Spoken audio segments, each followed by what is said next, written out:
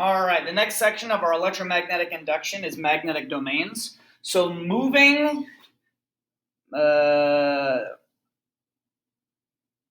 right, next section of our electromagnetic induction is magnetic domains. Moving electric charges create magnetic fields, and in atoms, electrons create magnetic fields based on their spin. So let's just break down this word and then we'll take a look at what it's saying. Magnetic meaning it has to do with magnets, and then domains, just a section. So we're talking about different sections of an object that create magnetism. So moving electric charges can create magnetic fields, and in atoms, our electric charges, the things that are moving compared to the rest of the atom, are our electrons. And based on how they're spinning, if you've taken chemistry, you should know this, that can create a magnetic field based on how they're spinning. So in most atoms, electrons usually pair up. If they're in the same orbital, they'll be spinning opposite directions. That has to do with the Pauli exclusion principle. So if they spin in opposite directions, those electric fields, the magnetic fields are going to cancel out. You'll see this electron spinning clockwise or counterclockwise, this one's spinning clockwise if viewed from above, which means we're going to have opposite magnetic poles on it. But in large atoms with unpaired electrons, magnetic fields can be made. This is specifically for metals. So those are your D block elements.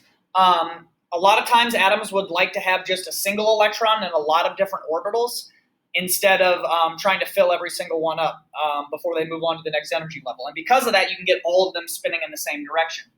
And when that happens, you can create a magnetic field. So in places with a strong magnetic field, before we were talking about individual atoms, now we're talking about bigger materials. So in places with a strong magnetic field, while your object is molten, materials can line up. So if you look at just a piece of non-magnetic iron, it doesn't have enough energy, and the magnetic domains of individual sections inside of it are not going to line up. That doesn't mean that if you give it some energy, it can't become magnetic, but because they're all aligned in different directions, you can't put it on another piece of metal and have it pick it up. But if I put a magnet next to it, now it has a little more energy, and these will start to realign themselves, and then they'll be attracted to it. But if it's in a magnetic field while it's molten, what's going to happen is it'll start to line up all of them in that magnetic field that's created by either something like the Earth or like a strong magnet nearby. Then as it cools, they're stuck in that way, and they no longer have the energy to rearrange themselves. As long as they've got energy, they're going to line up. When you take away the energy, they can't move anymore. That's why you have to be careful. Objects can lose their magnetism if you heat them or drop them. So please do not drop my magnets, especially because they're brittle, but also because you can demagnetize them. Though we do have some equipment that you put it in, it's a really strong magnetic field, and it can help realign them and remagnetize your magnets. But an interesting thing with this, you can see it on Earth. Earth's magnetic field is flipped over time, and at the mid-ocean ridges where volcanism happens, as the plates spread apart, you'll see material that's magnetic come out, and then it will line up with the magnetic field of the Earth at that time.